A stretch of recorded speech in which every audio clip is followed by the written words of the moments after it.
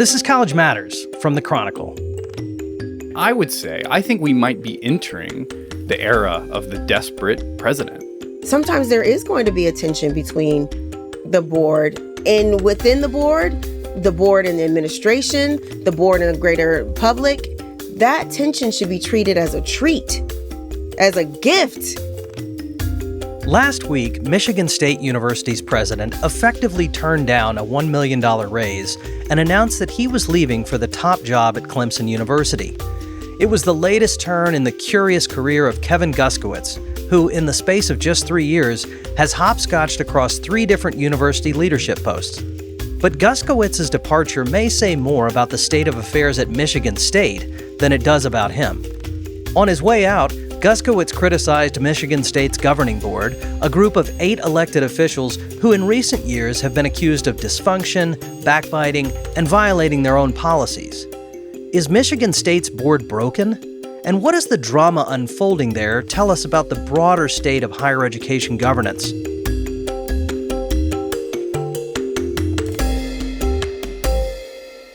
I'll dive into those questions today with my colleague Andy Thomason, an assistant managing editor at the Chronicle of Higher Education. And later in the show, I'll interview Rema Vassar, an outspoken member of Michigan State's Board of Trustees. But first, Andy Thomason, welcome back to College Matters. Thank you for having me, Jack. Well, Andy, at times like these, a sudden presidential resignation doesn't even seem like news. But Kevin Guskiewicz really drew a lot of attention by deciding to leave Michigan State after just 2 years. Why do you think people were so intrigued by this story? Well, Jack, when a college president leaves for a new job, you typically expect 2 things to happen. One is that they're going to be cordial and complimentary about the job that they're leaving. And 2, that the job they're going to is going to be perceived as a step up or at least a lateral career move. And in this case, we didn't get those 2. In fact, we got the opposite, right? On number 1, he criticized a minority faction of the board in quite severe terms. And then number 2, no shade to Clemson, but it's not exactly perceived as a peer of Michigan State. And he's taken a pay cut to go there. So I think that's why it got attention. But I also think it's a really important sign of an emerging trend. Politicians, donors, other personalities are attempting to throw their weight around in higher education. And I think that's eroding the power of your typical college leader. It's causing them to lose some autonomy. And when presidents lose their autonomy, I think that's when you start to see these career trajectories get a little bit wacky. And it's all kind of exuding this sense of desperation. And I think we might be entering the era of the desperate president. Well, Andy, one of the things that's interesting to me is the backstory. So you talk about the prestige ladder in higher education. We can debate whether that's a good or bad thing, but it's definitely a real thing. And so Kevin Guskiewicz, as you know, was the chancellor at the University of North Carolina at Chapel Hill before he went to Michigan State. I think some people saw that as a bit of a step down. I think you've said if you squint and look, maybe they're closer than you might think. But if you care about U.S. news, which a lot of college presidents do, this is a step down in that regard. And the same is true of Clemson.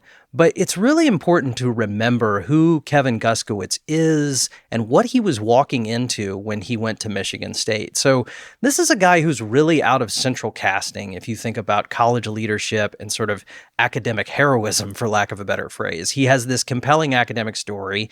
He was a MacArthur Genius Grant. He did groundbreaking research into sports-related concussions. And he's 60 years old right now. So he's in the prime of his academic administrative career in a lot of ways. And he's the kind of person that you might expect to keep going sort of higher and higher in public estimation. Maybe he ends up, leading a huge university system like the University of California or something to that effect. And instead, he's making these different types of moves that are a little bit curious. He had a somewhat rocky tenure at Chapel Hill, which I covered a lot as a reporter. He was appointed right before the COVID pandemic, and he really hit a buzzsaw with the controversy in 2021 around Nicole Hannah-Jones. This was the principal architect of the 1619 Project for New York Times, and her desire to be appointed to a tenure-track position really ran into a whole set of controversies at Chapel Hill. The trustees really slow-walked her approval, and it ended up with her not coming to Chapel Hill, as a lot of people will recall.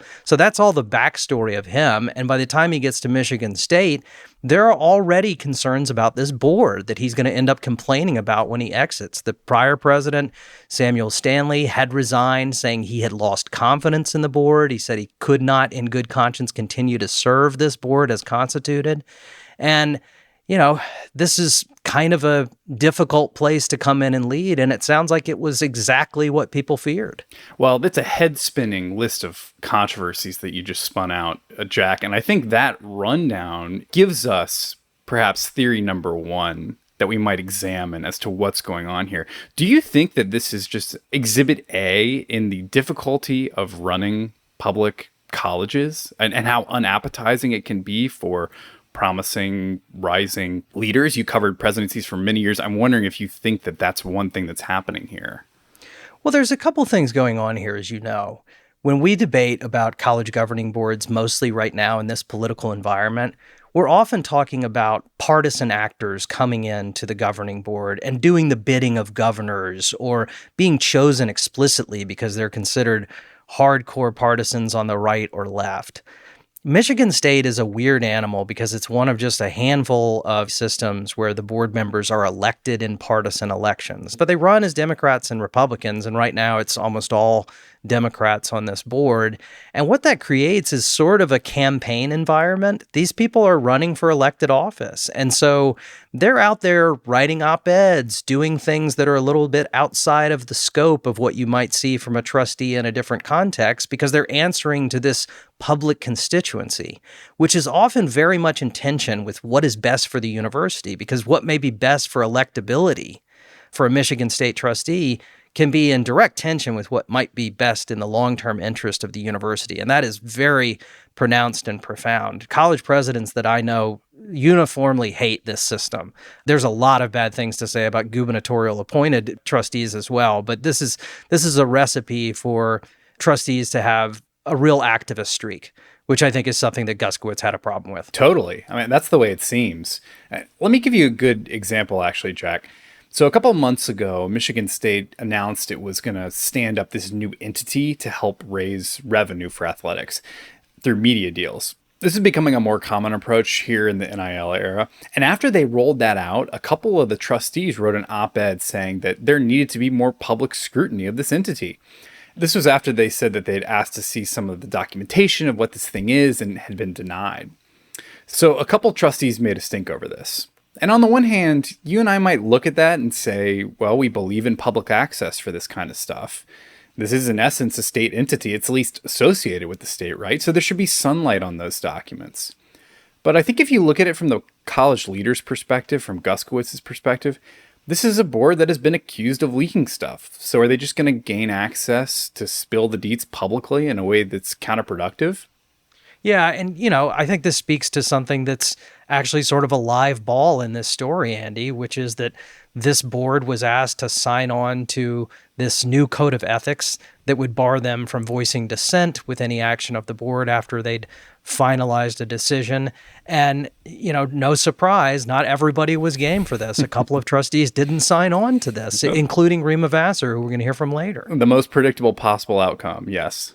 And for people who don't know, Andy, we've been speaking broadly about these board members sort of being activists, but the backstory at Michigan State is really important to understand. So people will remember, of course, the Larry Nassar scandal. This was the university sports doctor who sexually assaulted athletes at the university, is now in prison because of this.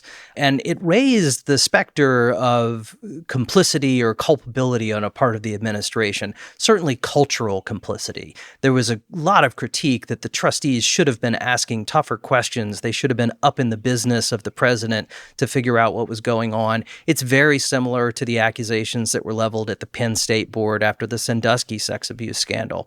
And so that created an environment in which trustees were expected to come in and really be deeply skeptical of what they were hearing and expect to be lied to. And I think that is something that has infected the environment at Michigan State to such an extent that it just doesn't seem like any subsequent president can get to the point with this board where there's kind of a baseline trust. When Guskiewicz left, he did thank a few board members that he had worked well with, but generally speaking, this has been an ongoing tension that I think you can trace back to the Nassar scandal. Absolutely. You can kind of look at this as sort of a reversal of the pre-Nassar situation, right? You had a long-term president in Luana K. Simon who, I think the perception is she ruled with an iron fist. She was a powerful... be nice. I'm not, nothing negative about that at all. I love power, but... I know this. I used to report to you. She had centralized power and a sleepy board that was largely compliant. And the situation now, we've had 6 presidents in the last 8 years, I think, at Michigan State, if you count acting and temporary presidents, and a board that's more active, right? So the situation has been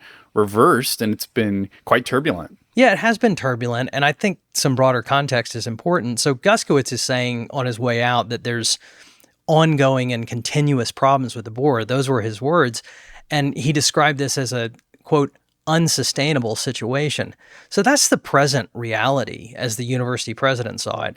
But I think the history is really important here. So members of this board were subject to an outside investigation in 2023, 24 that found ethical problems and policy violations. Dr. Vassar, who I'm going to talk to later, was one of the people who was, sort of at the heart of that investigation. And more recently, a consultant from the Association of Governing Boards of Universities and Colleges did a board assessment, and she found that the trustees had failed to comply with universally recognized good governance standards. So this is a problem that goes back years, and it continues to this day, at least according to the president and the AGB. Well, a prominent view that came out in response to this news was like, oh God, we got to get rid of this elected trustees system, right? That was a prominent reaction. And then we saw Brendan Cantwell, a professor of higher education at Michigan State, had a LinkedIn post where he was throwing some cold water on this notion, being like, having governor appointed trustees, it's not a silver bullet. Because we're seeing controversies regarding the seesaw of governor appointed trustees elsewhere. For instance, just last week, Abigail Spanberger, the governor of Virginia, attempted to fire the rector or chair of Virginia Tech's board, and he refused. He said, I'm not going to resign, and your attempt to fire me is legally questionable. And so that is causing its own form of disruption in a state where the system is completely different. So as you and I often return to in these chats, governance problems do not have easy solutions. No, they don't. And I will say that my understanding of the proposal that's being floated in Michigan is that they would have 9 members on this board. It's 8 now, but no more than 5 people from the same party. So there would be some efforts to put partisan restrictions on this. Now, we'll see if it goes through. And I'm looking ahead to Clemson. The State House in Clemson, the legislature, has shown it's willing to get involved and make demands of the university. We saw that with the controversy over the employees who were fired over their remarks about the murder of Charlie Kirk. And so the story's not over for Guskiewicz either. No, and if he can't work with the third board, then we need to ask him some questions. And I will say we have invited him on the show. He declined to come on this week, but I really hope we get to talk to him at some point. Kevin, come on the pod. Well, Andy, of course, as always, a story to watch. Thanks so much for talking to me about it. I really appreciate it. Thanks so much for having me, Jack. After the break, we'll hear from Rema Vassar, a member of the Michigan State University Board of Trustees.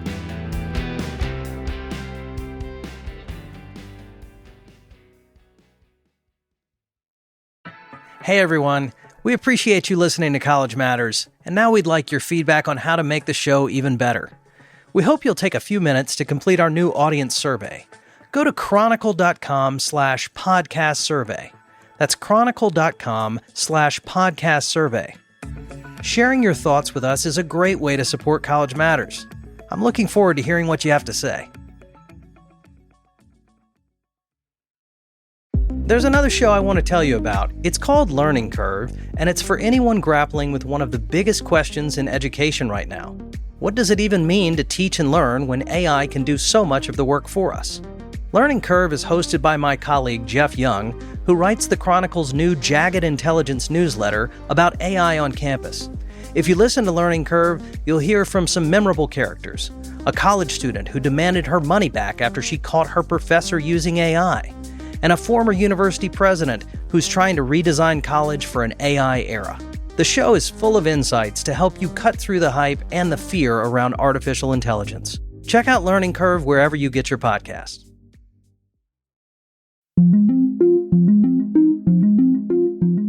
Rema Vassar, welcome to College Matters. Thank you so much. I'm glad to finally get a chance to talk to you. So a little background on you. You've served on the Michigan State Board of Trustees since 2021, I believe. And in addition to that position, you're also a professor at Wayne State University in the College of Education. So you bring a bit of an academic perspective to this role.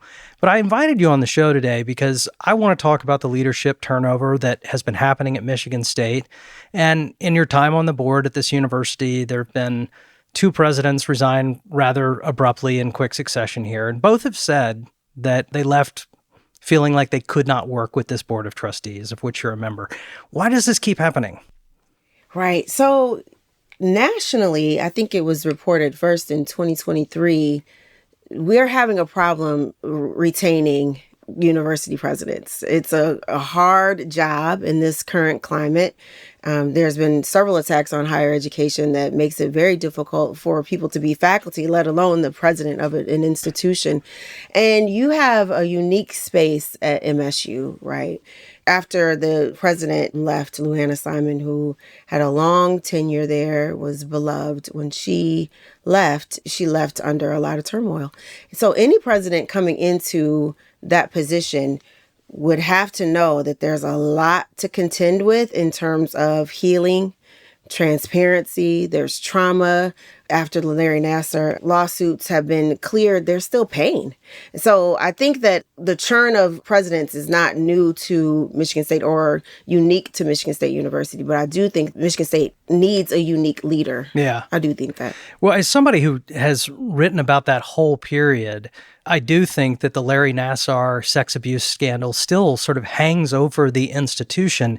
And as I've discussed with colleagues, I think it has made trustees in many cases feel that part of their job really is about accountability. There were great concerns that academic leadership during that period didn't do its job, that the board could have been more on the ball. So I do think that informs the approach that a lot of board members have at Michigan State. But I am struck by what Dr. Guskiewicz said as he left, which is that members of the board he felt publicly undermining him or the institution, putting their personal interest ahead of the university. Do you think there's any truth to that? I have not seen that. So I would say this, that Guskiewicz came in and we had a lot of hope for him, and he's beloved. People still really are fond of him, even though he left the university kind of rather abruptly. And some would say that it's kind of damaging to say on the way out that, you couldn't work with a board that passed, I think, 149 resolutions for him. Every single resolution but that he who's ever counting, right? 5, I think, were not unanimous. Okay. Like anyone, I coached basketball for a short stint, high school basketball. I'm an educator. I taught in high school, and I thought, you know what, if I had to play a team that had 5 players, okay, cool. But they've got 3 and I've got 5. I'm taking that game all day. Like, I'm running the court. I'm going to do a full court press. They're going to get beaten down by the end. So even if you lost any vote, which I think there were maybe 2 votes he lost, the majority vote by 3-5, you're still winning. He literally got everything he wanted. And I think he had every resource, every tool for success. I mean, he could have actually been the next John Hannah for this university. He was poised to be really great. I don't know what would mean unsustainable relationship, because when I talked to him right before he left, he said he wanted to stay, that he loved MSU and MSU loved him. And so I was surprised by his exit statement, honestly. I think there's a larger debate going on about what it means to be an effective trustee of a university, that there's some tension around that. And, as somebody who's written a lot about higher education and governing boards, there's not a clear answer, although there are best practices that organizations like the Association of Governing Boards will put out into the world. But one of the things that I think invariably gives college presidents heartburn is when messy debates spill outside of the boardroom into other arenas. And I think that's where maybe you have some differences of opinion with both Kevin Guskiewicz and the Association of Governing Boards and others. I think that from what I've observed, and you can correct me if I'm wrong, you see a broader value in debating matters to some extent in the public square. And I want to give an example of this before we hear your response. You wrote an opinion essay early this year arguing that the university should reinstate the diversity, equity, and inclusion programs that it had scrapped, like a lot of other universities have in this political environment. And you were also highly critical of the decision to abandon these programs to begin with. And it's very clear that this is a heartfelt issue for you. No one is questioning that. But by all accounts, you blindsided the university's president with this and the board chair. That's at least what they say. They say they didn't see this coming. You have reacted, for listeners who aren't watching, with very wide eyes to that allegation. But you definitely fought this fight in an opinion column, perhaps rather than in the boardroom. And I'm wondering if you can tell me why that was important. And if you do dispute that this was a surprise to the president and the board chair, definitely let us know. Okay, so thank you for raising this. The role of the trustee, it differs from institution to institution, but state to state, right? I think there's 4 states that elect board members with a statewide election, right? And Michigan State has the 3R ones that elect their board members through a statewide election. 7 million people sent me to Michigan State University as 1, an educator, but 2, just as you talked about, a champion for accountability and transparency, equity and justice. All of these things, right? I ran on all of those things.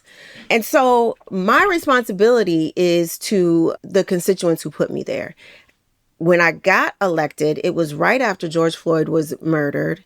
They were looking for someone to champion equity and justice and inclusion. And that's been my life's work. So that's exactly what I did. I don't like surprises and I don't blindside. Both those things are true. I don't want to be surprised, and I would like to make sure that you know where I'm coming from and where I'm going. You can pretty much telegraph any punch I ever give, but I've been nonviolent since 1999. I do want to say that. But you could. Ooh, can we talk about 98?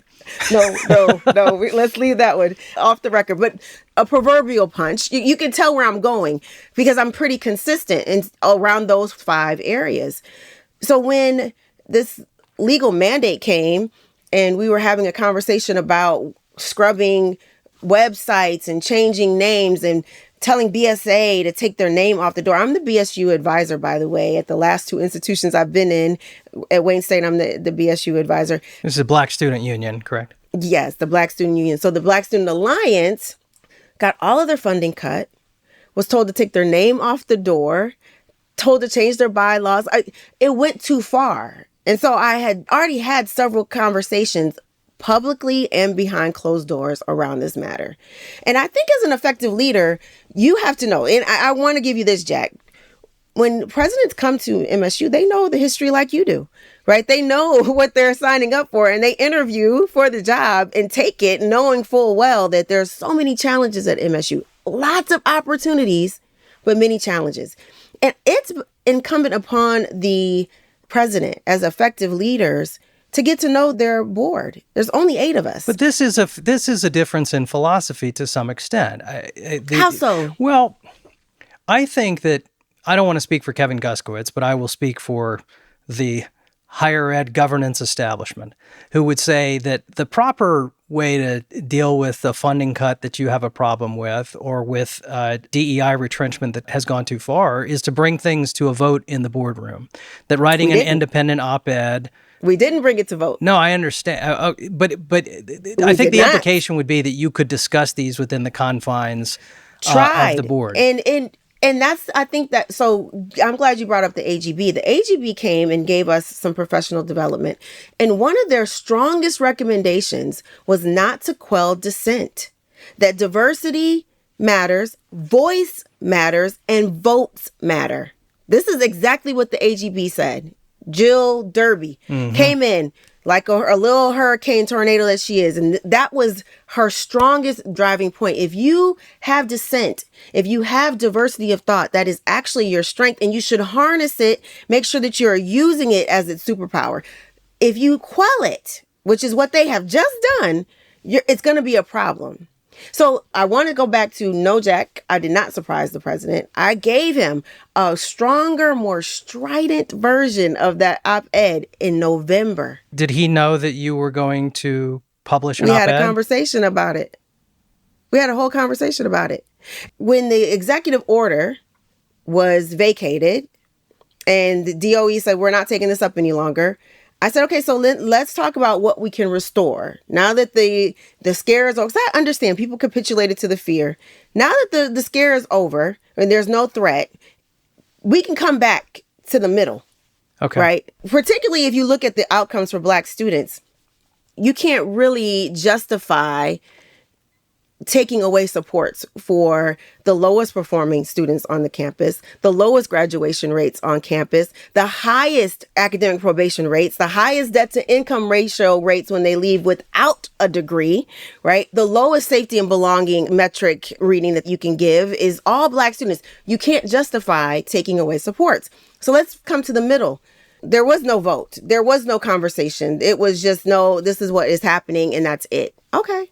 Well, I have a responsibility to the public that brought me there to make it known. And I don't think it's just for me or for the state of Michigan or for Michigan State University. This is a national conversation where people have taken up this fight around DEI in different ways. So it wasn't even about just what was happening at Michigan State, which is germane to me as a trustee. But as a fiduciary, it's my responsibility to let people know, okay, listen, we have an issue. I can't do anything about it. I need you all to weigh in. And just for the record, I don't want to get bogged down in this op-ed, but Guskiewicz said after the fact, like many on our leadership team, we were disappointed by the op-ed. And at least the State News has reported that Chair Breonna Scott and Guskiewicz both said they did not find out about your piece until after it was published. That's what's been reported. You're disputing that. I'm disputing it. Okay. I wouldn't say that Breonna Scott knew about it, but I know that Guskiewicz, I sent it via email, a way more scathing, indictment of what was going on, because I do think as leaders, we have to be courageous and we have to say, listen, I understand that there's going to be a fight, but we're going to do what's right, particularly when you have a whole group of minoritized students suffering. But I think that boards are always supposed to challenge leaders. And I think that's where you and I might have a difference of opinion. We're not there to be a fan. We're not there to get tickets and go to the games. We're the highest point of oversight on the board is us, as is the board. And oversight is a part of our job. And so sometimes the word you used earlier today in this conversation was tension. Sometimes there is going to be a tension between the board and within the board and the administration, the board and the greater public. That tension should be treated as a treat, as a gift. When we come together with divergent thought, we end up with something way better than what you or I could do on our own. Tension is not treated that way. There's a conflict avoidance. And I think part of that is the history of Nassar. Yeah. And to clarify, as a journalist, I have found myself often frustrated by boards that, in the spirit of quote unquote speaking with one voice, tend to fight it out in executive sessions, behind closed doors, maybe even avoiding public meetings. I don't want to come off as someone who's advocating for that. I'm trying to get at your... You do a little bit, Jack. You do a little bit. Okay. All right. Fair enough. You do a little All right. bit. Well, let's talk about some of the feedback that this board has gotten. I think that one of the sort of biggest probes into the Michigan State Board was this outside law firm in 2024 issuing a report that concerned you, but also the board more generally. And after this report was issued, you resigned as chair and said that you wanted to calm the temperature of the board. I'm curious how that experience affected you. Did it change anything about how you've approached your role as a trustee? I know you had some quibbles with the report. Oh, quibbles is a kind word. That's so mild. Okay. I like that word. I'm an English teacher by nature, so quibbles is nice. I like that word. Right. So No. If you look at my record, I've been a staunch supporter of Michigan State University. I've wanted every president to succeed. I don't know why I have there's an attachment of me being a dissenter. Sure, I don't agree with everything that happens at Michigan State University, but heretofore I've largely kept my mouth shut. I've kind of just toed the party line. And I did that after that report, right? And I think that was one of the most damaging incidents in MSU's history was that report. And no one talks about that in the way that, oh, maybe you should have your infighting be infighting, right? But somehow I'm brought up on these DEI charges. So say more about that. You think that having the investigation at all or releasing the contents of it was bad for the university? Always release the contents. And I did that twice, right? There was 2 investigations that had reports that as the board chair, I fought to release, and we did. I fought to release the NASA documents as well. Mm-hmm. And in April, I tried to put it on the agenda, and there was not, quote unquote, an appetite to do that. And right after that, it was fast and heavy on my heels. They were on me, nipping. It was. There's still a real protective faction of that community that they just, this, Jack, trauma doesn't go away if you don't address it. And the context of the report for listeners who don't know is that Brianna Scott, your colleague on the board, had a litany of things that she charged you with. The investigators found merit to some, not to others. But I did want to ask you about a portion of it because I think it speaks to this question of how you approach this job. And I'm curious whether you might have handled this differently looking at it now. There's discussion of a meeting that you had with students in, I think, November of 2023 with Dennis Deno, who's another trustee. And this was a period, as you know, around great tension around Israel and so forth. And these were students who were interested in the university divesting from Israel. And the report concludes that you were encouraging these students to embarrass and scare the interim president at the time. And the implication is that you were trying to undermine the president. And the reason I'm asking about this is because that feels like the type of thing that Kevin Guskiewicz is raising concern about as if it's still an issue. What's your memory of this meeting and what were you trying to accomplish?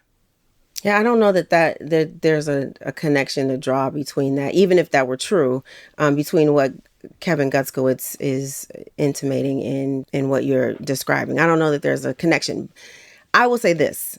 I have always been a student advocate at my core. I've met with student groups at MSU. I've met with student groups at Wayne, at Eastern, at Illinois. I always meet. I'm literally the only educator on that board. And I've been in education, have a PhD in education from UCLA. Like, I'm an educator. That's what I do. Mm-hmm. K-12 educator for 28 years and have been in higher ed since 2005. I'm an educator and I'm a staunch advocate for students. So any student group that wants to meet with me, I do. Mm-hmm. And I do the same that I would do for any other group. It doesn't matter whether or not I necessarily agree with what they have proposed. I tell them, one, always hold the board accountable. Not, I'm your friend, I'm on the board, just as you're having a conversation with me about the board. I can't divorce myself from that. No, I'm different than the rest. No. I'm on the board. Hold me accountable. Hold the whole board accountable for whatever it is you want. Also, you should have relationships with the board, right? Get to know each one. I give the same advice to all these groups. And when they tell me what their plans are, okay, have you talked to your advisor about this, right? Mm-hmm. And when they had their plan for Dr. Woodruff and they had some strategy, I said, well, I think that's going to terrify her. And if they played the tape all the way, is that what you want to do? Right? Like, if you say you, Jack, say I'm going to pick it outside the president's house. Okay. So let's talk about that, Jack. What are the consequences for that? What is the payoff? What's your outcome? What do you want to see happen? And what do you think this action is going to do? Mm-hmm. Never, ever have I encouraged anyone to antagonize anyone but the board. Honestly, you need to take us to task. You need to hold us accountable. Other than that, that has not happened. And that hurt me the most. And if you look at all of the the articles around that time. They pair us together, Dennis Deno, and Dr. Rema, and then they quote him. You can go back and see. You won't find me encouraging students to do anything but activate their own agency. So I've actually heard a recording of this conversation, and Dennis Deno does talk a lot, but that report that we talked about earlier mentions some of the interactions you had with these students. And I really would like to play a little bit of this and have you respond to it. I would really like for you not to. Why is that? One, I don't even think it's proper that students are being talked about. I'm a FERPA proponent. Those students are still students. And so I don't think that you should have a conversation about, I talked about what I said, right? I don't think that you should play a recording of students. Okay, it's a violation I'm not going to play students speaking, but we do have a portion of you talking to them. Yeah, I would prefer you didn't play it. Thank you, though. Okay. I think our listeners should hear it, so I will let the listeners hear it, but I understand that you might not want to hear it. Okay, I'm cutting in here so you can hear this audio. Dr. Vassar did not want to hear it during our live interview, but this is a recording of her talking to students in 2023 about Teresa Woodruff, who was the interim president at Michigan State University at the time. Part of what you heard on Friday was her, right? So the survivors came for the throat of the board, but every other group came for the neck of Teresa. And so to me, that's a hold card. Somehow that's not getting picked up, right? That every single group, the graduate students, the Palestinians, the BSA, like all these people came for her neck. The swim and dive, Gupta. You are mired in scandal. You are mired in disgruntled Spartans. And it's not getting lifted right now. If you don't meet the demands that we have, not only are our demands going to be highlighted, but we're going to talk about that meeting. And we're going to talk about how you were the focal point. Because that's not being lifted. But there's so many other groups that you could partner with to crucify her. Okay, let's go back to the interview with Dr. Vassar. To have you respond to it, though, what has really caught the attention of folks is that there's a point at which you tell the students that essentially if they were to band together with other groups, they could use that as leverage against Dr. Woodruff, and that they could... Against Dr. Woodruff or against the policy? Well, the specific quote is, there's so many other groups that you could partner with to crucify her.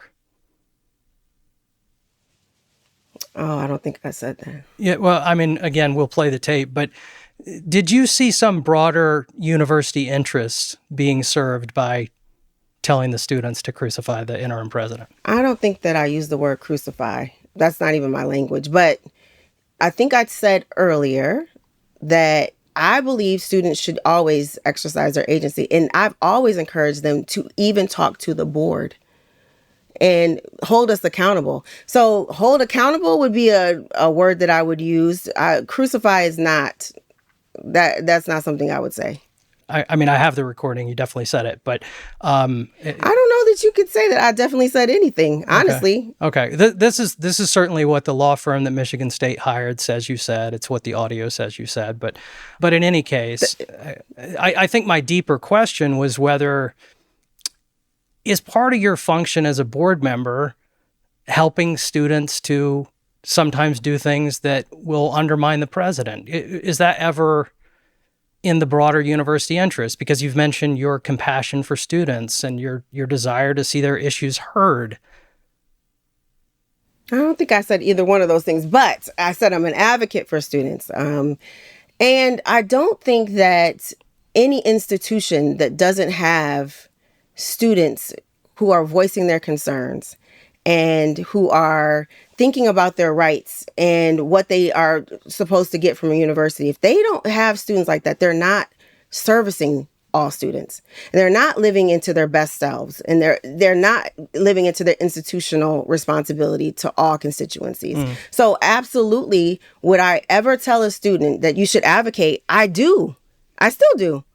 And I do think that that's for the best of the institution. I don't think that anyone who goes unchallenged is made better. I don't think an institution made of people who go unchallenged is going to be better. I don't think that that's true. So I do think it's in their best interest. And if you've heard those tapes, and I'm not sure because I've not heard those tapes, but I'm sure you've heard me say that they should hold us all accountable. That didn't come through. I'm looking at maybe that's not my voice then. No, I'm looking at the specific quote here where you talk about that the survivors, talking about the Nassar survivors, quote, came for the throat of the board. But they did. But every other group came for the neck of Teresa, is what you said. So you do talk about different groups. They did come for our throat. Right. They did. And I didn't complain about it. They should hold us accountable. Is this your plan, Jack, to go through this whole Miller Chevalier portion? That's my last question. Sure That's my last question on that particular report. The reason I bring it up is because I think it's so central to the questions that are raised by yet a second president leaving and saying, I can't work with Michigan State's board. And now we're in an environment where even the governor of the state seems to be entertaining the idea of moving toward gubernatorial appointments because this is not seen as workable. So I felt that we had to ground this conversation in some specificity. I understand that this may feel like old news to you, but I haven't heard you talk about it in this level of detail before. Because I have been quiet. I've tried to, what I said was calm the whole atmosphere. So even though I think that investigation and that report has, I think you said I have quibbles with them, I've not spoken about it. I've tried to, I want to say again, I had high hopes that Guskiewicz's presidency would be long and fruitful and productive. And I thought that we were going to turn another page. And so you know what? I'll just go ahead and concede and let this go. So I don't like to talk about it. Honestly, it's a really painful chapter in my life. Does it sway how I govern? Probably. I think I said I was quiet. I don't think that this is a new debate. If you look at Nassar and you look at the departure of Luana Simon and you look at the departure of Sam Stanley and you look at before that, there's been several attempts to have this be an appointed board, have all the three be appointed boards. Right. This is just one more try, but this is the latest try. This is not unique to this board, certainly not unique to me. And again, I'm not sure what was unsustainable if you got everything you wanted, right? You get a whole $1 million raise and you have every resolution that you have put forth passed. You get every initiative supported and no one critiquing you publicly. I don't understand why you would have an issue that would mean that you couldn't work with the board. Do you think that the effort to calm the atmosphere, as you said, has been uneven, though? I mean, I know it doesn't sound like you kind of get why it hasn't worked, but do you think that it has been unsuccessful? In what way? Well, I don't know if I would describe the atmosphere as calm right now. And I know that that was your stated intention when you stepped down as chair. That was 2 years ago. Right. Things have happened in 2 years. A lot has occurred in 2 years. Right. And so I can't speak for my colleagues in terms of what they're doing in this moment. I can say that I'm proud of what we've done while Guskiewicz has been here. We've done a lot of great work together and it's been a unified effort. And so up until now, I'm not sure why there would be an issue. And even up until now, right, I'd spoken to Guskiewicz and he said that he loved being here and wanted to remain. So I'm not sure what occurred and I can't speculate. Have you talked to him since he announced that he was going to leave for Clemson? No, I issued a statement wishing him well. Did you think he was largely an effective president? Yes, I think he had all the tools to be so. I think he had all the resources. He had the support of the board. Like I said, five votes were not unanimous, but every single one passed. So, yeah, I think he was effective. Yeah. I know that you and everyone at Michigan State is hopeful that you'll be able to find somebody who perhaps has a longer run at Michigan State, can be successful. there is a narrative out there that this is a tough place to be a university president and be successful. I think that is out there for better or worse. What would you say to a candidate who's considering leading Michigan State, but is concerned about all of this with the board?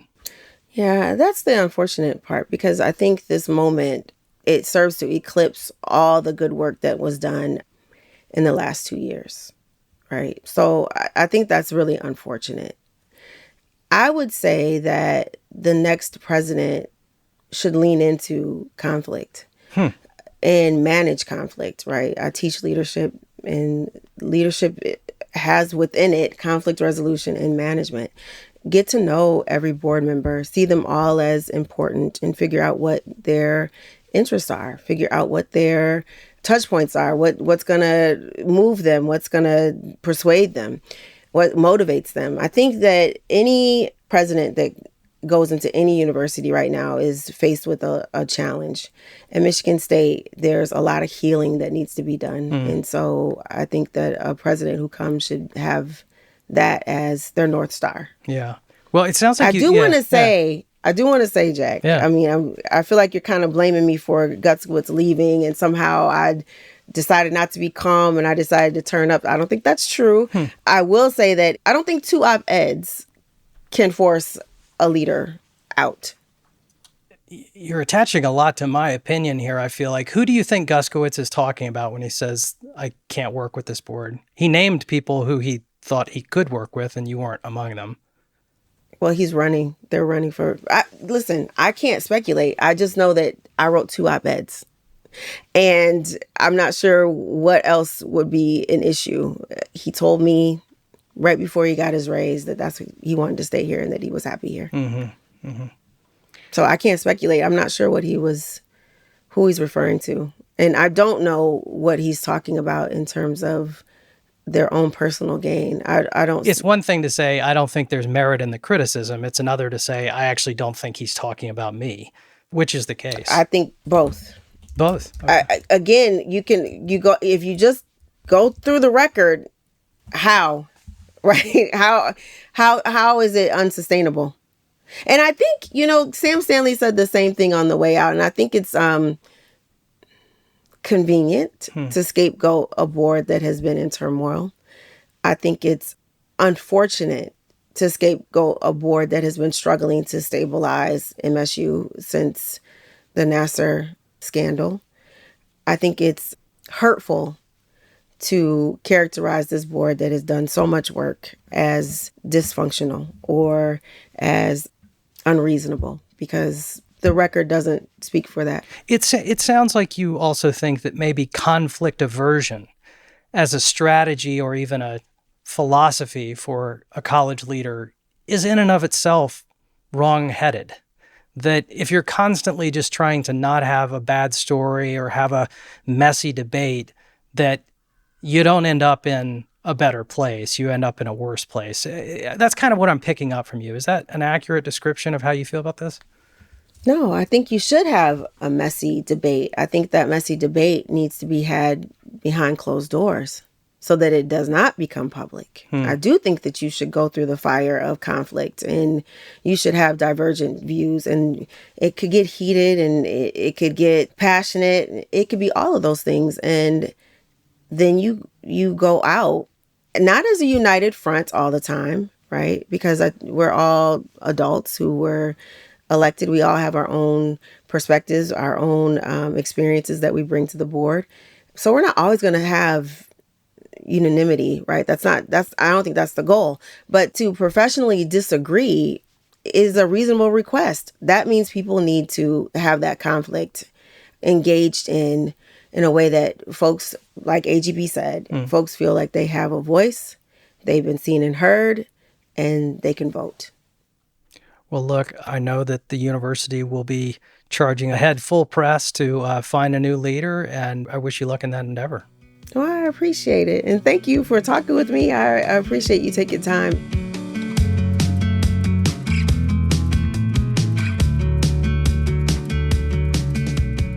After I finished my interview with Dr. Vassar, she expressed misgivings about our decision to play audio from her meeting with students in 2023, and she urged us not to play it.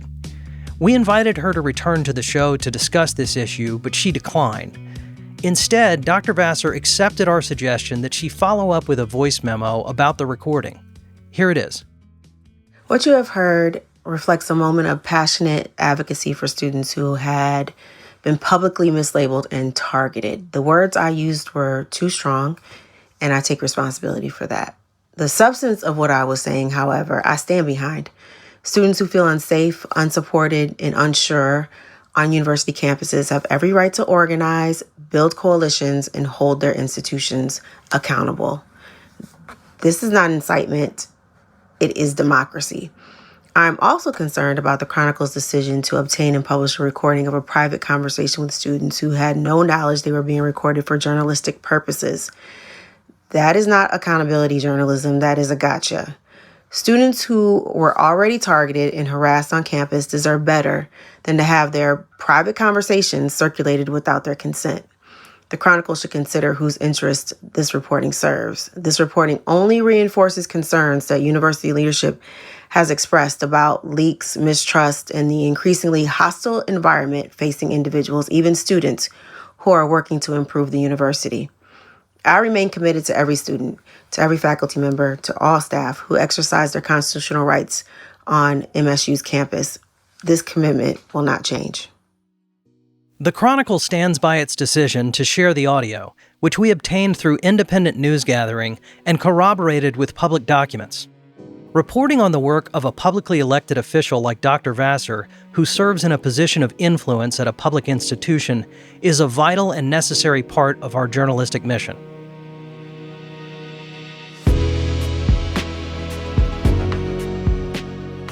I'm so glad you've given us some of your time over the course of this past academic year, and I'm grateful to the listeners who've told us how much they value our interviews and analysis.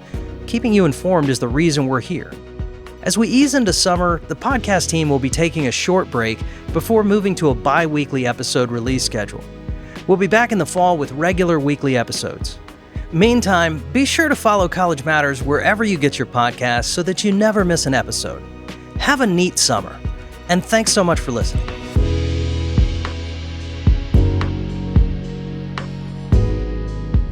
College Matters from the Chronicle is a production of the Chronicle of Higher Education, the nation's leading independent newsroom covering colleges. If you like the show, please leave us a review or invite a friend to listen. And remember to follow on Apple Podcasts, Spotify, or wherever you get your podcast so that you never miss an episode. You can find an archive of every episode, all of our show notes, and much more at chronicle.com/College Matters. If you'd like, drop us a note at collegematters@chronicle.com. We are produced by Rococo Punch. Our Chronicle producer is Fernanda Zamudio Suarez. Our podcast artwork is by Cottrell Thomas. Special thanks to our colleagues Brock Reed, Joshua Hatch, Jillian Atelsik, Sarah Brown, Ron Coddington, Scott Seymour, Carmen Mendoza, and all of the people at the Chronicle who make this show possible. I'm Jack Stripling. Thanks for listening.